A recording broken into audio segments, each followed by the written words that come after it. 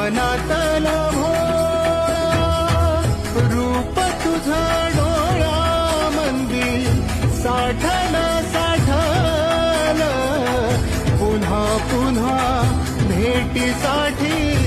मन आतुरा